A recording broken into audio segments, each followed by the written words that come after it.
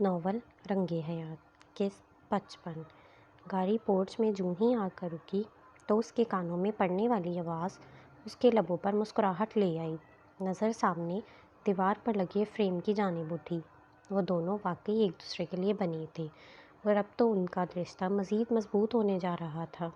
اس نے آہستہ سے کروٹ بدلی اور سیدھی ہو لیٹی۔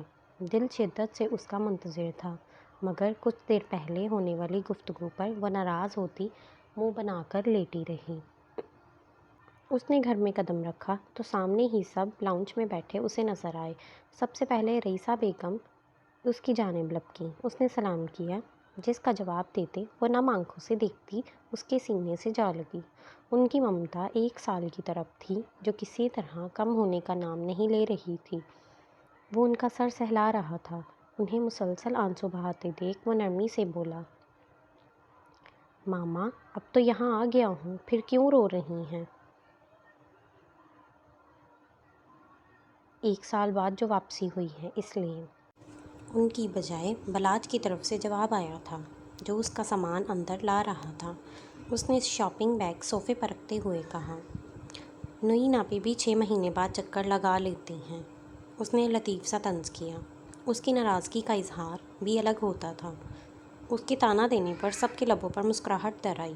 رئیسہ بیگم اس سے الگ ہوئی تو وہ باقی سب سے ملا۔ صفدر صاحب سے ملتے ہوئے اس کی نگاہیں سامنے بند دروازے سے ٹکرائیں۔ نفیسہ بیگم اس کی نگاہوں کا زاویہ دیکھتی مسکراتے ہوئے بولی، وہ اوپر ہے، جاؤ مل لو۔ وہ چوری پکڑے جانے پر خجل ہوا۔ نہیں آنی، وہ میں تو۔ اس نے جذبس ہوتے الفاظ کا سہارا لینا چاہا۔ نہیں، جاؤ مل لو، اس کی طبیعت ٹھیک نہیں ہے، اس لیے نیچے نہیں آنے دیا۔ صبح سے انتظار کر رہی ہے آپ کا۔ اسے خواہاں شرمندہ ہوتے دیکھ رئیسہ بیگم نے رسانیت سے کہتے اس کا شانہ تھپتھپایا۔ وہ تائیدی سر ہلاتے جانے لگا کہ نظر آرٹ وال پر گئی۔ پوری وال ویول آرٹ، لینڈسکیپ اور ماڈرن خطاطی سے بھر چکی تھی، پر ایک کونا خالی تھا۔ زندگی کے موسموں کا ابھی ایک موسم باقی تھا۔ بہار کے پھول، گرما کا تپتا صحرا اور خزاں کی پتجھڑ اس کے سامنے تھی۔ اس کا دل جانے کیوں ایک پل کو سکڑ کر پھیلا۔ ایک خوف، ایک انہونی کا احساس اس کے اندر جاگا تھا۔ جانے وہ پراسرار موسم کس کی زندگی میں اپنا رنگ دکھانے والا تھا، کون جانتا تھا؟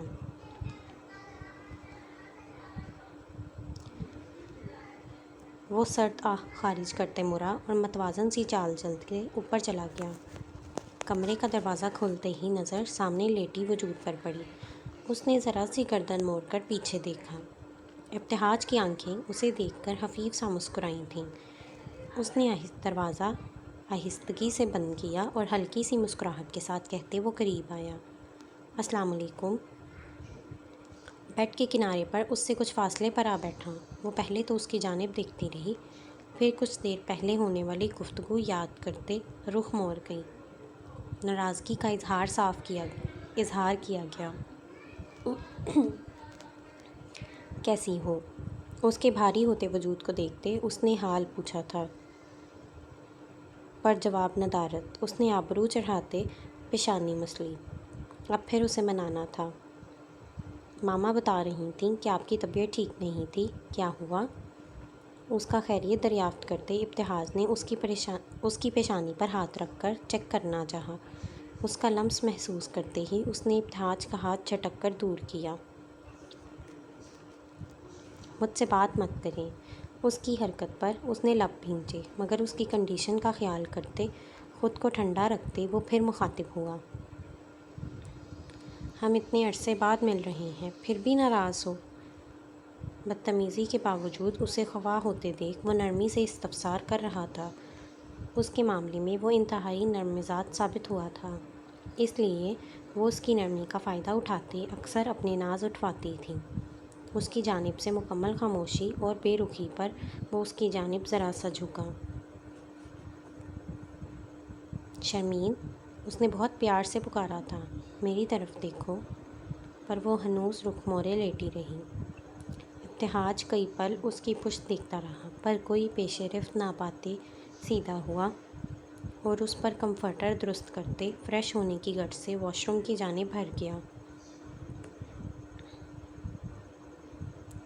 پیچھے وہ جو سمجھ رہی تھی کہ وہ اس کی منت سماجت کرتے ہمیشہ کی طرح اسے منائے گا، اسے اٹھ کر جاتے دیکھ جل بھن کر وہ پلٹی اور غصے سے کمفرٹر چہرے تک تان کر سو گئی۔ ابتہاج فریش ہو کر آیا تو وہ ایک نگاہ اس پر ڈالی جو خود کو پوری طرح کور کیے لیٹی تھی۔ وہ پل پل اس کا ضبط آزماتی تھی۔ وہ متعصب سا سر ہلاتا نیچے چلا گیا۔ آخری زینے اترتے اس کی نظر زرین پر پڑی جو کاؤنٹر کے ساتھ رکھی کرسی پر بیٹھی پانی پی رہی تھی۔ اس نے کچھ فاصلے پر رکتے سلام کیا، جس کا جواب آہستگی سے دے کر گلاس میں بچا پانی حلق سے اتارتے گلاس کاؤنٹر پر رکھا۔ اس کی نگاہیں خالی گلاس پر جمی تھیں۔ ابتہاج اس کی جانب دیکھ رہا تھا۔ پسٹل روز کلر کا سوٹ پہنے وہ ہم رنگ دوپٹہ ڈھیلے ڈھالے انداز میں اوڑھ رکھا تھا۔ وہ ہمیشہ سے پرکشش تھی اور اب پہلے سے زیادہ دلکش اور میچور ہو گئی تھی۔ سنہری دمکتے چہرے پر سنجیدہ سے نقوش کی رعنائی قابل دید تھی۔ ابتہاج کا دل چاہا تھا اس سے احوال دریافت کرے، مگر 4 سال پہلے جگہ احساس سے ندامت ہر بار اسے ایسا کرنے سے روک دیتا۔ زرین اسے معاف کر چکی تھی، مگر اس کے بعد اس نے ابتہاج سے مخاطب ہونا چھوڑ دیا تھا۔ وہ ہمت کرتے کبھی اسے بتلا لیتا، تب بھی وہ مختصر جواب دے کر وہ جگہ چھوڑ دیتی تھی۔ وہ اس سے بات نہیں کرنا چاہتی تھی۔ وہ جب بھی زرین کو دیکھتا تھا تب تب اسے اپنی زیادتیاں یاد آ جاتی جو کئی دن اسے سانپ بن کر ڈستی تھیں۔ اس کی آنکھوں میں خفیف سی نمی چمکی۔ ابتہاج نے فوراً اپنا زاویہ نگاہ بدلا تھا۔ کڑاہی میں گوشت بھونتی ساجدہ زرین سے مخاطب ہوئی۔ زری، سیلڈ آپ بنا لو، پچھلی بار بھی مجھ سے خراب ہو گیا تھا۔ ساجدہ نے رشین سیلڈ کے لیے کٹے ہوئے فروٹس اور دیگر اجزاء اس کے سامنے رکھے۔ یہ ایک واحد ڈش تھی جو وہ کبھی پرفیکٹ نہیں بنا پاتی تھی، ورنہ وہ کھانا بنانے میں ایکسپرٹ تھی۔ ان کی گفتگو سنتے ابتہاج نے بات میں حصہ ڈالا۔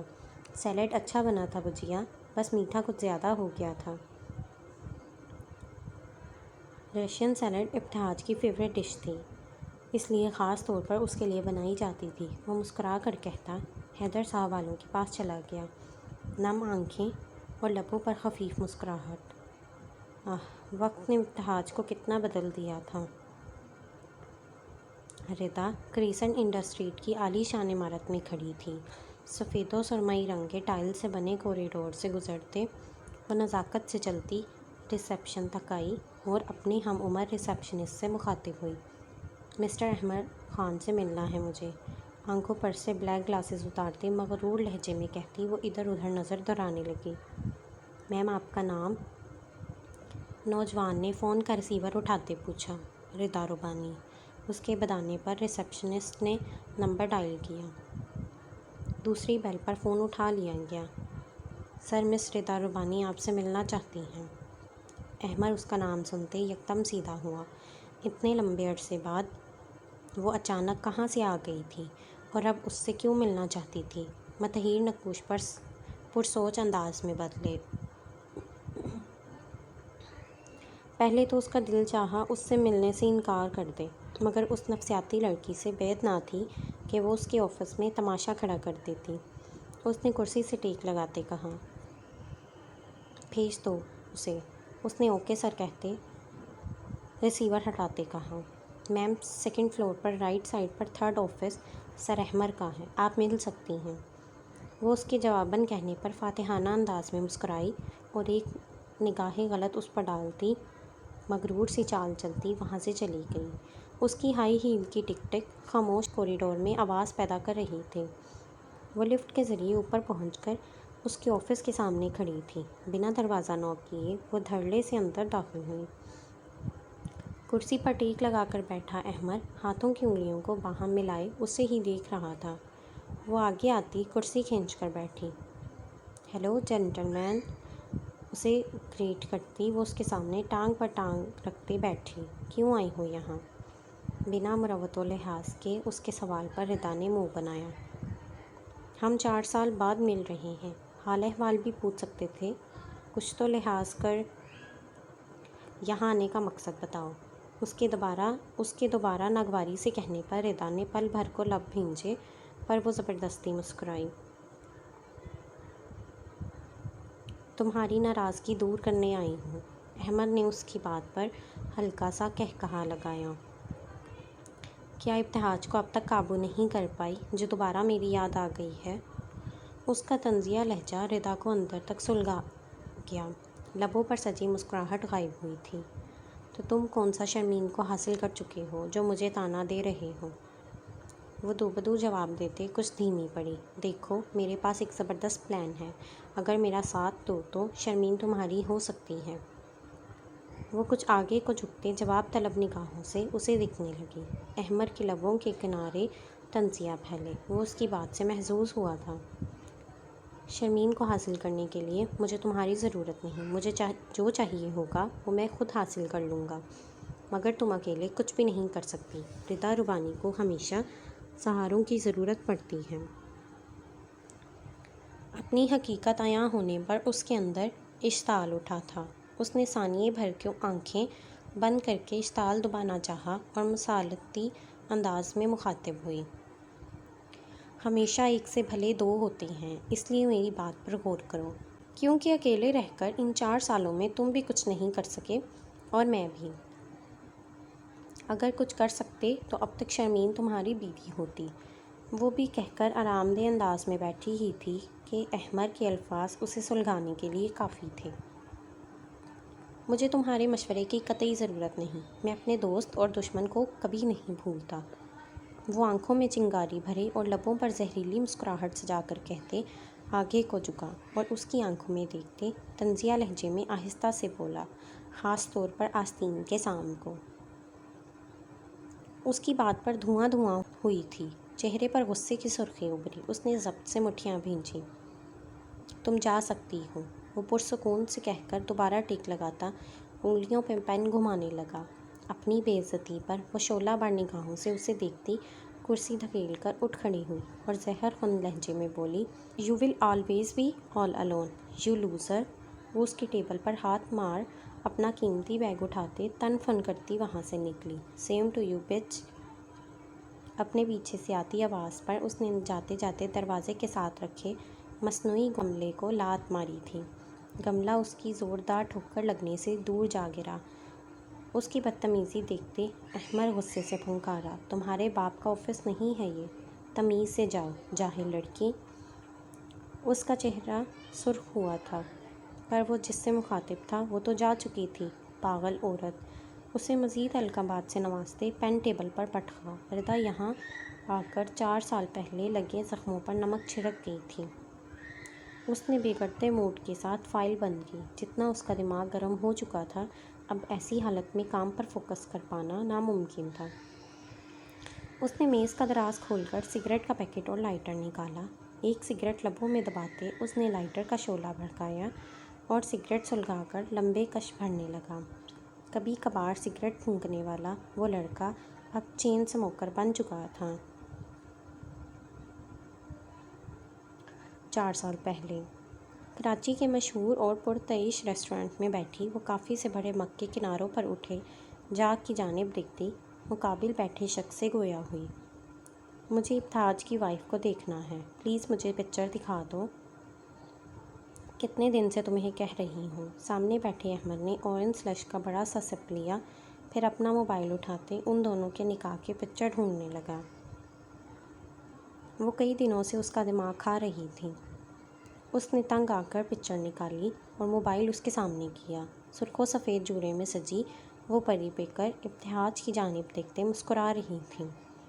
اس کی خوبصورتی سے ردا مرعوب ہوئی تھی۔ خود سے موازنہ کرتے اسے اپنا آپ شرمین کے مقابلے میں کم تر لگا۔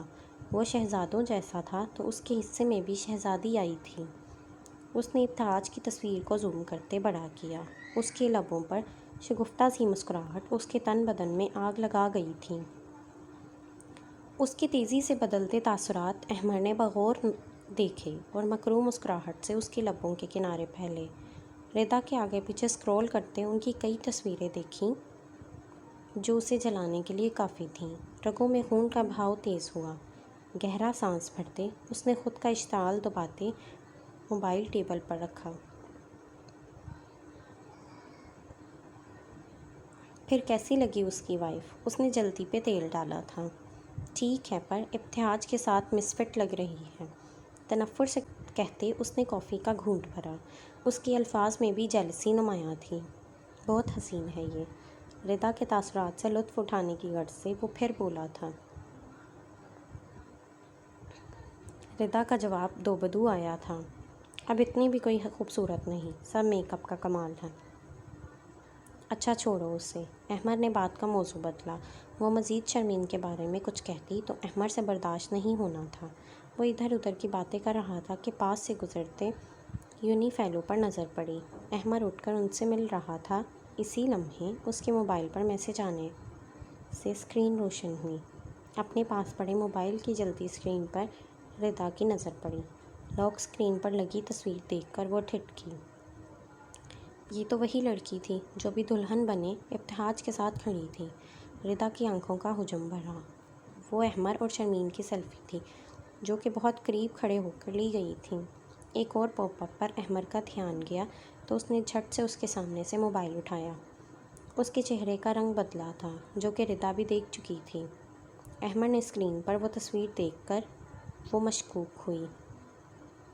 اپنے فیلو سے مل کر احمر نے کھڑے کھڑے ہی گلاس اٹھا کر سلش پیا اور کام کا بہانہ بنا کر وہاں سے چلا گیا۔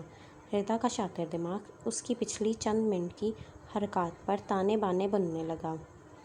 اس روز کے بعد وہ مسلسل احمر کے پیچھے پڑی تھی تاکہ حقیقت جان سکے، اور وہ اس میں کامیاب بھی ہو گئی تھی۔ آج وہ پھر پارک میں اس کے پیچھے چلی آئی تھی۔ اس کے ساتھ جاگنگ کرتے وہ تجسس لہجے میں بولی، تم نے تو کبھی مجھے اس کے بارے میں نہیں بتایا۔ کون؟ اس کے بارے میں؟ اس کا غیر متوقع سوال وہ سمجھ نہیں پایا۔ وہی جسے تم پسند کرتے ہو۔ تم نے کبھی اس کا ذکر نہیں کیا، پر میں جانتی ہوں وہ کون ہے، کیسی دکھتی ہے۔ اس کا واثق لہجہ سن کر وہ یکدم رکا اور بات سمجھ آتے اسے سوالیہ نگاہوں سے دیکھا۔ ردا بھی رک کر اس کے مقابل آ کھڑی ہوئی۔ اس کی آنکھوں میں دیکھتے ہوئے اعتماد سے بولی، تو تمہارا حریف ابتہاج ہے۔ وہ متحیر سا اپنا راز افشاں ہو جانے پر ساکت ہوا، لیکن لمحے میں خود کو سنبھالتے اس نے سخت لہجے میں کہا، کیا بکواس کر رہی ہو؟ ردا اسے برہم ہوتے دیکھ مسکراتے ہوئے آگے کو جھکی۔ بکواس نہیں ہے، یہ تم بھی جانتے ہو، میں سچ بول رہی ہوں۔ میں جانتی ہوں وہ لڑکی تمہاری کزن شرمین ہے، ابتہاج کی wife Sharmeen. Just shut up. وہ بگڑ کر بولتے وہاں سے جانے لگا۔ ردا اس کے پیچھے لپکی اور اس کا بازو تھام کر اسے روکا۔ غصہ کیوں ہو رہے ہو؟ ہم مل کر کام کریں گے تو دونوں کا فائدہ ہوگا۔ جس طرح دشمن کا دشمن دوست ہوتا ہے، اسی طرح محبوب کا دشمن بھی دوست ہوتا ہے، شاطرانہ انداز میں کہتے اس نے ہاتھ آگے بڑھایا۔ تو پھر شروع کریں۔ احمر نے ایک نگاہ اس کے ہاتھ پر ڈالی اور پھر اس کے چہرے پر۔ اب جب کہ وہ سب کچھ جان چکی تھی تو جھوٹ بولنے کا کوئی فائدہ نہیں تھا۔ اس نے پیشکش قبول کرتے اس سے ہاتھ ملایا۔ کیا کرنا چاہتی ہو؟ اس کے ہاتھ ملانے پر ردا کی آنکھیں چمکی۔ وہ جانتی ہے کہ تم اسے پسند کرتے ہو۔ اس نے نفی میں سر ہلایا۔ تو پہلے اسے بتاؤ اور اس کے دل میں اپنی محبت کا احساس جگاؤ، باقی میں دیکھ لوں گی۔ اور پھر احمر نے شرمین کو اپنی محبت سے آشنا تو نہیں کیا تھا، پر ردا کے حوالے سے اسے ابتہاج سے بدگمان کرنا شروع کر دیا تھا، اور اسی چیز کا ردا نے فائدہ اٹھایا تھا۔ یہ ان دنوں سے کچھ روز بعد کی بات تھی جب ابتہاج نے زرین کی ڈائری پڑھ کر اس سے معافی مانگی تھی۔ وہ پہلے ہی اتنا ڈسٹرب تھا، اوپر سے آنے والی ردا کی کالز نے اسے مزید پریشان کر دیا تھا۔ وہ اس کے نمبرز بلاک کر دیتا، پر پھر وہ نئے نمبر سے کال کر لیتی۔ وہ پہلے ہی اس کی وجہ سے اپنا ایک نمبر چینج کر چکا تھا۔ وہ روز روز اپنا نمبر تبدیل نہیں کر سکتا تھا، اور یہ نمبر پتہ نہیں کہاں سے اس کے ہاتھ لگ گیا تھا۔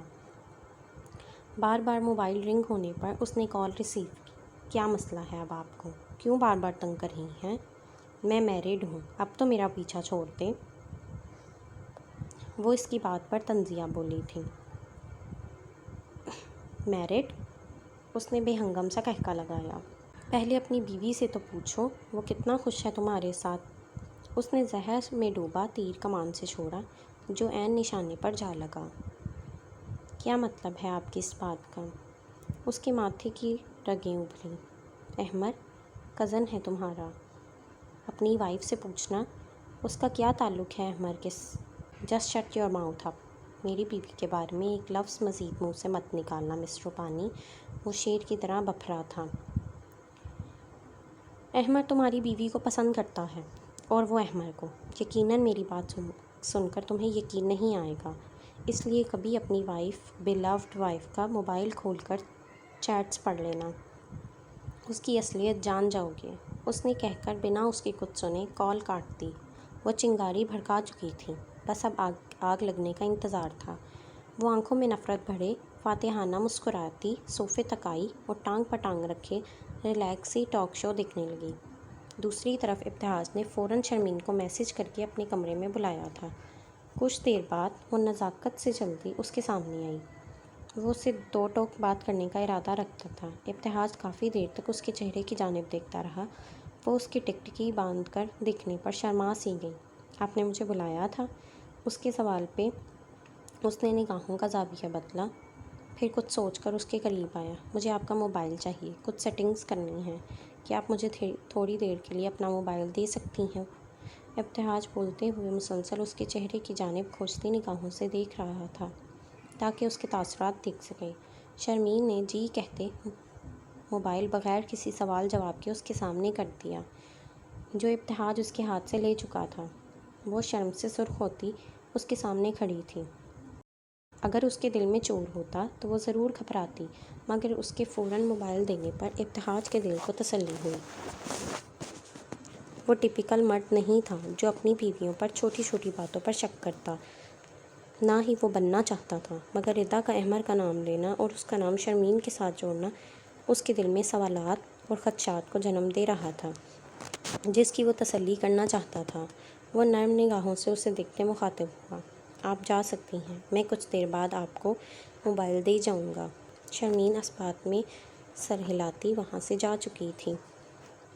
ابتہاج نے اس کے موبائل میں احمر کی چیٹ کھولی اور اسکرین اسکرول کی۔